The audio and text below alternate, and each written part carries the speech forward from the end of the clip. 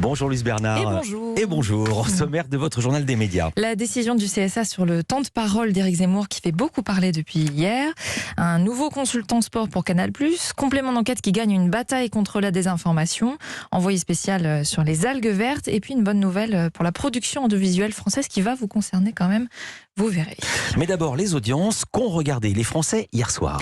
Ils ont regardé le lancement de la série Les Invisibles dont je vous parlais dans le journal des médias hier. 4 140 000 téléspectateurs devant France 2.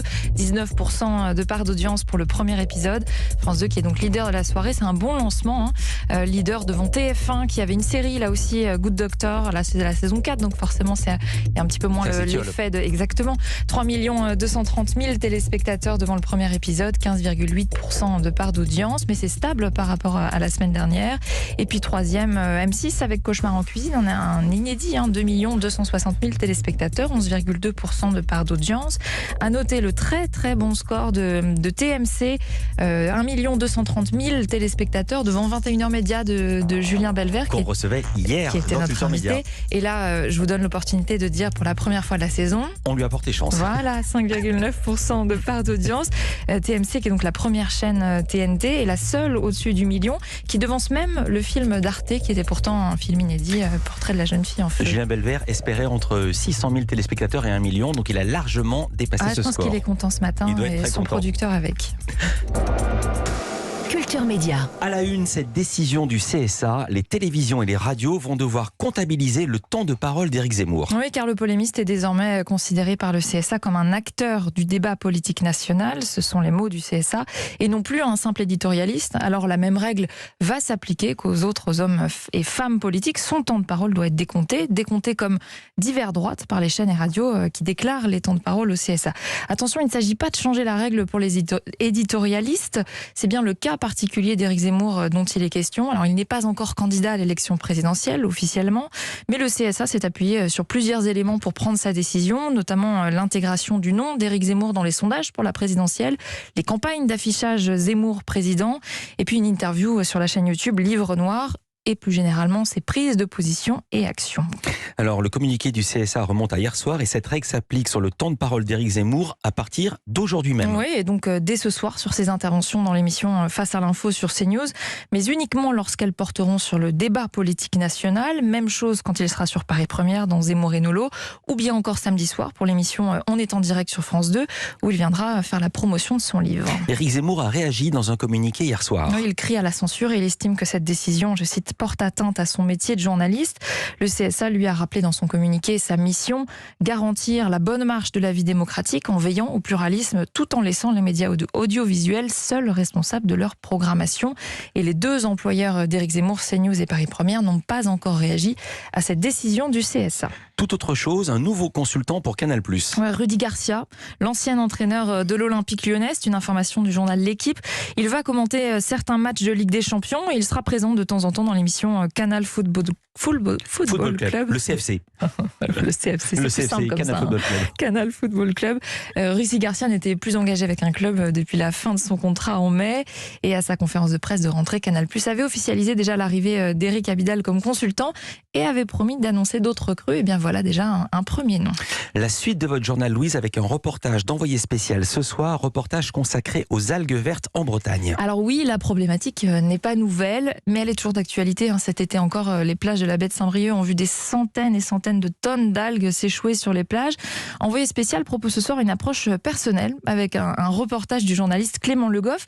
Il est allé là où il a grandi, sur ces terres bretonnes, dans la baie de Saint-Brieuc, donc, pour comprendre pourquoi ce problème se répète chaque année depuis 50 ans, pourquoi depuis tout petit, la plage à 2 pas de chez ses parents est envahie d'algues vertes et donc il est impossible de s'y baigner.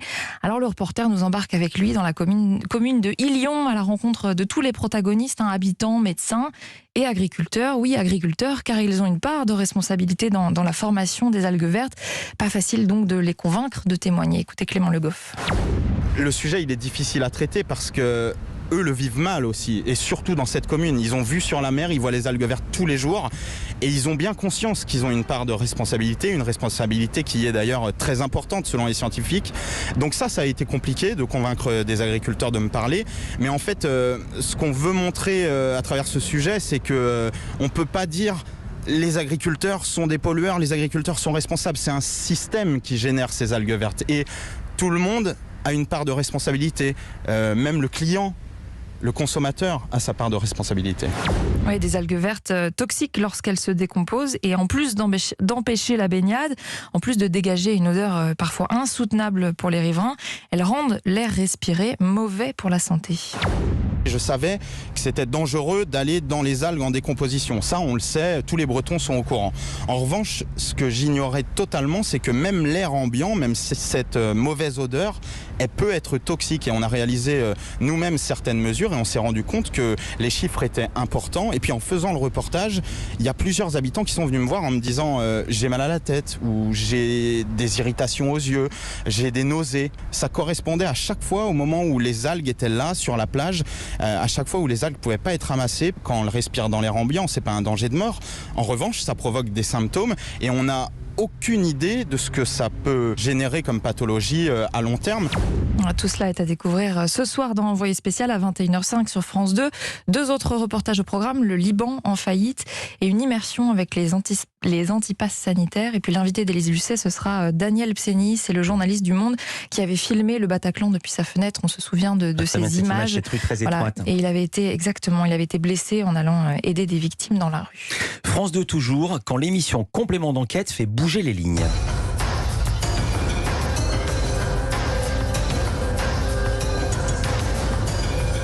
Oui, il semblerait qu'une enquête de l'émission consacrée au business des fake news ait eu un impact direct sur le financement d'un site de désinformation, un impact qui pourrait bien fragiliser ce site. Petit retour en arrière pour bien comprendre. Alors si vous nous écoutez tous les jours ou tous les jeudis, vous avez peut-être entendu notre invitée jeudi dernier, c'est la journaliste Aude Favre. Elle venait parler de son complément d'enquête. Elle parler de son complément d'enquête sur le business des fake news, Exactement. justement. Et c'est un reportage dans lequel les journalistes avaient notamment montré comment Google contribue indirectement à financer des sites de désinformation en monétisant les publicités sur ces sites. Les journalistes avaient alors interpellé Google France qui s'était engagé à étudier la liste des sites concernés. Eh bien, on vient d'apprendre que l'un d'entre eux, The Gateway Pundit, c'est un des plus gros sites de désinformation américains, ne bénéficiera plus de cette publicité acheminée par Google sur le site, ce qui va représenter des grosses pertes financières. Un complément d'enquête avait estimé ses recettes publicitaires à environ 200 000 euros. 200 000 euros par mois. Par mois, pardon, bien sûr, par mois. 1 400 000 par an. Oh, si vous êtes fort en calcul. Peut-être je me suis trompé, j'ai un peu peur de m'être trompé. Non, 2 400 000 par an. 2 400 000 par an. Bon, vous n'êtes pas si fort finalement. Non, je suis pas si fort.